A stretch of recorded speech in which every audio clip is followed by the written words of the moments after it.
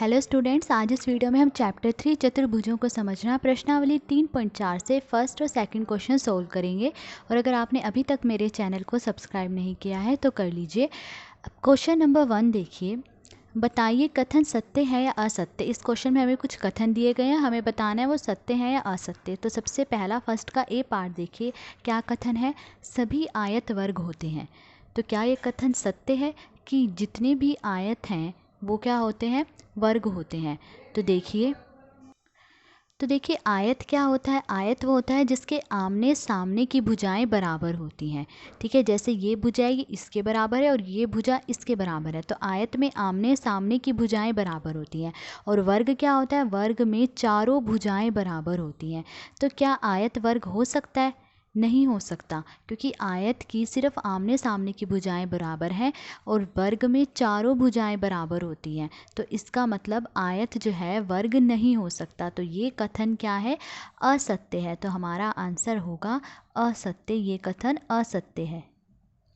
ठीक है, अब नेक्स्ट देखिए बी पार्ट, सभी सम चतुर्भुज समांतर चतुर्भुज होते हैं। अब इसमें ये कहा गया है कि जितने भी सम चतुर्भुज हैं वो समांतर चतुर्भुज होते हैं। तो क्या ये कथन सत्य है? देखिए सम चतुर्भुज क्या होता है, सम चतुर्भुज वो होता है जिसकी चारों भुजाएं क्या होती हैं, बराबर होती हैं, वो होता है सम चतुर्भुज। और समांतर चतुर्भुज क्या होता है, समांतर चतुर्भुज वो होता है जिसके आमने सामने की भुजाएं बराबर होती हैं। ठीक है, अब देखिए सम चतुर्भुज समांतर चतुर्भुज हो सकता है, क्यों? क्योंकि सम चतुर्भुज की चारों भुजाएं बराबर है। तो इसका मतलब आमने सामने की भुजाएं भी तो बराबर ही है ना उसकी, क्योंकि उसकी तो चारों ही भुजाएं बराबर हैं। ठीक है, तो इसका मतलब ये कथन क्या है, सत्य है कि सभी सम चतुर्भुज समांतर चतुर्भुज हो सकते हैं। ठीक है, अब सी पार्ट देखिए, सभी वर्ग समचतुर्भुज और आयत भी होते हैं। तो क्या ये कथन सत्य है कि सभी वर्ग समचतुर्भुज और आयत होते हैं? तो सबसे पहले तो हम ये देखेंगे क्या सभी वर्ग समचतुर्भुज होते हैं। देखिए वर्ग क्या होता है, वर्ग की चारों भुजाएं क्या होती हैं, बराबर होती हैं। और समचतुर्भुज क्या होता है, समचतुर्भुज की भी चारों भुजाएं बराबर होती हैं। तो इसका मतलब सभी वर्ग समचतुर्भुज हो सकते हैं। उसके बाद उन्होंने पूछा है क्या सभी वर्ग आयत भी हो सकते हैं। आयत क्या होता है, आयत की आमने सामने की भुजाएं बराबर होती हैं। और वर्ग में क्या है, वर्ग में तो चारों ही भुजाएं बराबर हैं, इसका मतलब आमने सामने की भुजाएं भी बराबर ही होंगी। तो इसका मतलब वर्ग जो है आयत हो सकता है। तो हमारा आंसर क्या होगा, सत्य, कि सभी वर्ग समचतुर्भुज भी हो सकते हैं और आयत भी होते हैं। अब डी पार्ट देखिए, सभी वर्ग समांतर चतुर्भुज नहीं होते। क्या ये बात सही है कि सभी वर्ग समांतर चतुर्भुज नहीं होते? अब देखिए वर्ग क्या होता है, वर्ग की चारों भुजाएं बराबर होती हैं, चारों भुजाएं क्या होती हैं, बराबर होती हैं। और समांतर चतुर्भुज क्या होता है, समांतर चतुर्भुज वो होता है जिसके आमने सामने की भुजाएं बराबर होती हैं।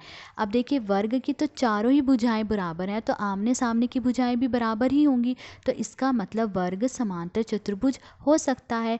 इसका मतलब ये कथन जो है क्या है, असत्य है कि सभी वर्ग समांतर चतुर्भुज नहीं होते, ये कथन असत्य है। ई पार्ट देखिए, सभी पतंगे समचतुर्भुज होती हैं। तो इस कथन में ये कहा गया है कि सभी पतंगे जो है समचतुर्भुज होती हैं।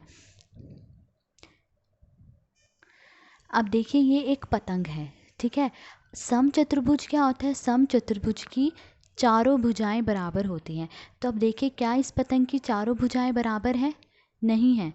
तो इसका मतलब सभी पतंगे समचतुर्भुज नहीं होती हैं। ये कथन क्या है, असत्य है कि सभी पतंगे समचतुर्भुज होती हैं, ये कथन असत्य है। एफ पार्ट देखिए, सभी समचतुर्भुज पतंग होते हैं। तो क्या ये कथन सत्य है? तो देखिए समचतुर्भुज क्या होता है, जिसकी चारों भुजाएं बराबर होती हैं। तो देखिए क्या एक चार भुजाओं वाली पतंग हो सकती है, बराबर चार बराबर भुजाओं वाली एक पतंग हो सकती है।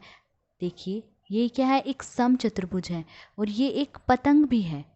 जरूरी तो नहीं है कि पतंग की चारों भुजाएं बराबर ना हो, चारों भुजाएं बराबर लेकर भी तो पतंग बन सकती है। तो इसका मतलब सभी समचतुर्भुज पतंग हो सकते हैं, लेकिन सभी पतंगे समचतुर्भुज नहीं हो सकती हैं, क्योंकि पतंगों की हम भुजाएं छोटी भी ले सकते हैं, बड़ी भी ले सकते हैं। पर समचतुर्भुज तो ऐसा होता है जिसकी चारों भुजाएं बराबर होती हैं, तो सारे समचतुर्भुज जो हैं पतंग हो सकते हैं। ये कथन क्या है? सत्य है।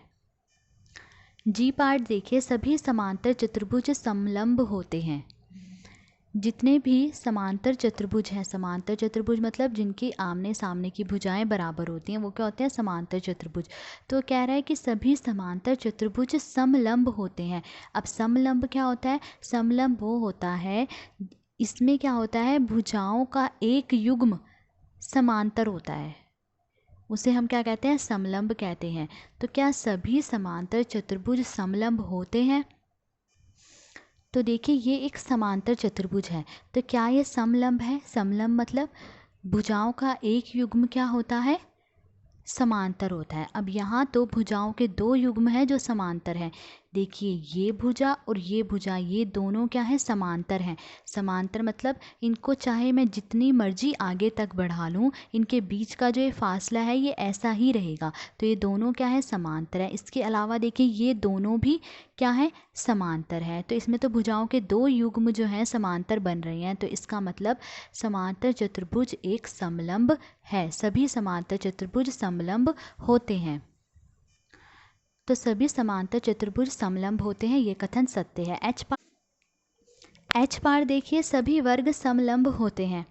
तो क्या ये कथन सत्य है? समलंब मतलब भुजाओं का एक युग्म क्या होता है? समांतर होता है। तो अब अगर हम वर्ग को देखें तो वर्ग में भुजाओं के ऐसे दो युग्म हैं जो समांतर हैं। पहला युग्म देखिए ये है, ये दोनों भुजाएं समांतर हैं। दूसरा युग्म देखिए ये है, ये दोनों भुजाएं भी क्या हैं? समांतर है। इनको मैं आगे कहीं तक भी बढ़ा लूँ, इनके बीच का फासला सेम रहेगा। तो मतलब वर्ग में तो दो युग्म ऐसे हैं भुजाओं के जो कि समांतर हैं, तो इसका मतलब सभी वर्ग समलंब होते हैं, ये कथन सत्य है। तो हमारा आंसर हो गया सत्य। ठीक है, ये था फर्स्ट क्वेश्चन। अब सेकंड क्वेश्चन सोल्व करेंगे। क्वेश्चन नंबर 2 देखिए, उन सभी चतुर्भुजों की पहचान कीजिए। ए पार्ट क्या दिया गया है? जिनमें चारों भुजाएं बराबर लंबाई की हो। तो हमें ऐसा चतुर्भुज बताना है जिसमें चारों भुजाएं बराबर लंबाई की हो। तो ऐसे चतुर्भुज कौन से हैं? अगर हम देखें तो ऐसे चतुर्भुज वर्ग और समचतुर्भुज है, क्योंकि वर्ग की भी चारों भुजाएं क्या होती हैं? बराबर लंबाई की होती हैं, और समचतुर्भुज की भी चारों भुजाएं बराबर लंबाई की होती हैं। तो आंसर होगा वर्ग और समचतुर्भुज। ठीक है, अब बी पार्ट देखिए, बी पार्ट में है उस सभी चतुर्भुजों की पहचान कीजिए जिनमें चार समकोण हो। तो हमें अब ऐसे चतुर्भुज बताने हैं जिनमें चार समकोण हो। समकोण मतलब चारों कोण क्या हो? बराबर हो। तो ऐसा चतुर्भुज कौन सा है? ऐसा चतुर्भुज वर्ग और आयत है। वर्ग के सभी कोण, चारों कोण 90 डिग्री के होते हैं। ठीक है, और आयत के भी चारों कोण बराबर होते हैं, 90 डिग्री के होते हैं। तो इसका मतलब इसका आंसर क्या होगा? वर्ग और आयत। तो बी पार्ट का आंसर है वर्ग और आयत। वर्ग और आयत ऐसे चतुर्भुज हैं जिनमें चार समकोण हैं, मतलब जिनमें चार बराबर कोण हैं।